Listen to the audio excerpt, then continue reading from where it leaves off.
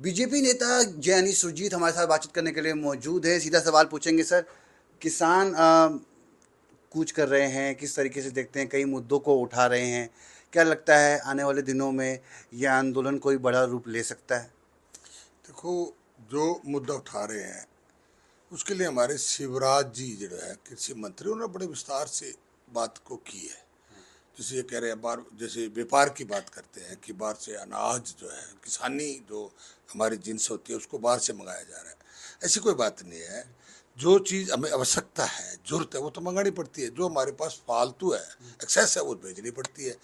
और आदान और प्रदान कोई आज की बात नहीं है, बड़ा पुराना टाइम हमेशा ही चलता है। हमारे पास जब कनक की शॉर्टेज थी तो हम कनक मंगाते थे, हमारे पास आज फालतू तो नहीं मंगाएंगे हम। और जैसे कोई चीज़ है, फ्रूट है और है, जिस चीज़ की यानी कि जिसकी आवश्यकता है वो मंगाते हैं, फालतू वो भेजते हैं। इसमें कोई बड़ी बात नहीं है। शिवराज चौहान ने बड़े विस्तार नाल इस बात पे किसानों से बात की है। बाकी है कोई बात तो टेबल पे बैठ के कर ली जाए। और कोई भी सरकार अपने किसानों का, अपने निवासियों का नुकसान नहीं करना चाहती। देखो, अगर सरकारें अच्छी नीति नाल चलती है तभी देश तरक्की करता है। सर एक सवाल और कि इन दिनों हम देख रहे हैं कि फिल्म सतलुज को लेकर विवाद हो रहा है, हर कोई इसके बारे में बात कर रहा है। फिल्म को ओटीटी से तो हटा दिया गया है, मगर लोग देख रहे हैं, अलग अलग गुरुद्वारों में भी दिखाया जा रहा है। आप किस तरीके से देख रहे हैं? फिल्म को हटा दिया गया, इस पर अलग अलग प्रतिक्रियाएं आ रही हैं। लोगों का कहना है कि वो पुराने जख्म ताज़ा हो जाएंगे। किस तरीके से देख रहे हैं? आप लोगों ने वो दौर देखा है, करीब से देखा है? ने हमने बड़े करीब से देखा है उस टाइम। और वो काला दौर था और कोई सेफ नहीं था। ना हिंदू सेफ था, ना सिख सेफ था। हिंदू भी मारे गए, सिख भी मारे गए। उसके दौरान 84 भी हुआ। बड़ा नुकसान हमारे देश ने और खास करके पंजाब ने बड़ा झेला है। मेरा एक ही प्रार्थना है कि जो जख्म होते हैं ना, वो भर जाए ना तो उनको कुचलना नहीं चाहिए, उखाड़ना नहीं चाहिए। जख्म उखाड़े और फिर दर्द दोबारा पैदा होता है। और ये सबको पता है, किसको नहीं पता है क्या हुआ क्या नहीं हुआ। बुजुर्गों से पूछ सकते हैं। कोई फिल्म में कोई ज़रूरी तो नहीं है फिल्म ही देख के ये बात आ जाए। लोग जब भूलना चाहते हैं तो भूलने देना चाहिए। एक माड़ी चीज़, माड़ा दौर, माड़ा सपना अगर कोई भूलता है तो भूल जाने दो, सुख से जीने दो, भाईचारे को कामयाब रहने दो कि भाईचारे में दरार ना पड़े, हिंदू सिख में दरार ना पड़े। ऐसी फिल्में नहीं बननी चाहिए, मतलब हिसाब से। देखो, किस लिए बने, क्यों बने? नहीं बननी चाहिए फिल्में।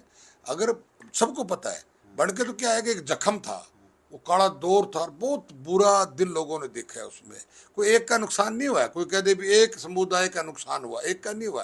हमारे भाईचारे का नुकसान हुआ, भाईचारे को तोड़ा गया। और कई लोग जो शरारती थे, कहाँ से शरारत शुरू करी? गुरुद्वारे के अंदर बीड़ी मंडल डालने शुरू कर दिए, बीड़ी डालनी, सिगरेट डालनी शुरू कर दी। और मंदिरों में गौओं की पूंछें डालनी शुरू की ताकि हिंदू सिख लड़ सके। जिन्हें राजनीति रोटी सेकनी थी ना उस टाइम में, पहले हिंदू सिख को लड़ाया जाए और हिंदू और मुसलमान को लड़ाया जाए, पंजाब में सिख और उनको लड़ाया जाए, ताकि ये सिर्फ राजनीति रोटियां सेकने के लिए भाईचारे को। और मेरा ये कहना है कि जो जख्म भर गया आज लोग भूल गए। बड़े लोगों ने इसमें बड़ा दुख झेला लोगों ने। जैनी जी, आप पंजाब के सेंटीमेंट को समझते हैं, करीब से जानते हैं। अ, जिन लोगों का हम प्रतिक्रिया सुन रहे हैं, तमाम अलग अलग पार्टी के हैं।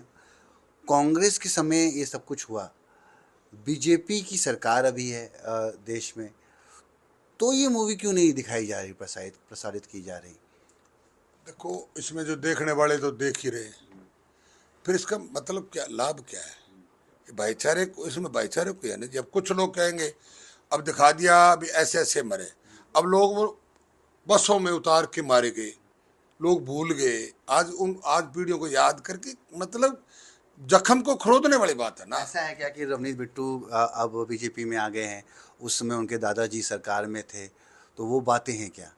क्योंकि रवनीत बिट्टू का एक प्रतिक्रिया आई कि दिलजीत दोसांझ को ऐसी मूवीज नहीं करनी चाहिए, वो क्यों ऐसे पिक्चर बनाते हैं, क्यों ऐसी पिक्चरें करते हैं? देखो, अब मैं किसी की बात तो मैं नहीं कह सकता, मैं तो मेरे दिल की और मेरे दिमाग की बात कह सकता हूँ। किसी ने क्या कहा, किसी ने क्या बोला, आप मेरे से पूछ रहे हो। मैं ये कहता हूँ कि हमने बड़ा गंदा दौर देखा है। आज वो याद आ जाए तो रात को बंदा बैठ जाता है भी वो क्या दौर था, किस तरह से कितना नुकसान मेरे देश में, मेरे सूबे में हुआ। ऐसी बात को याद करवा के फिर नौजवानी में वो बात आनी तो अच्छी बात नहीं है। ठीक है, एक आखिरी सवाल आपसे पूछूंगा। E20 पेट्रोल इन दिनों सुर्खियों में है, तमाम लोग गाड़ी में इसका इस्तेमाल कर रहे हैं, अलग अलग भ्रांतियां भी इस वीडियो को लेकर फैलाई जा रही हैं। आपका क्या कहना है? क्योंकि किसान भी अब उसी पेट्रोल को यूज़ कर रहे हैं, वो उनके इक्विपमेंट्स में, किसानी इक्विपमेंट्स में भी काम आता है। तो E20 पेट्रोल को लेकर आपकी क्या प्रतिक्रिया है, और क्या इसकी दामों में थोड़ी गिरावट होनी चाहिए? देखो, दामों में तो महंगाई तो बढ़ रही है, और महंगाई बढ़ने का कारण भी है कुछ।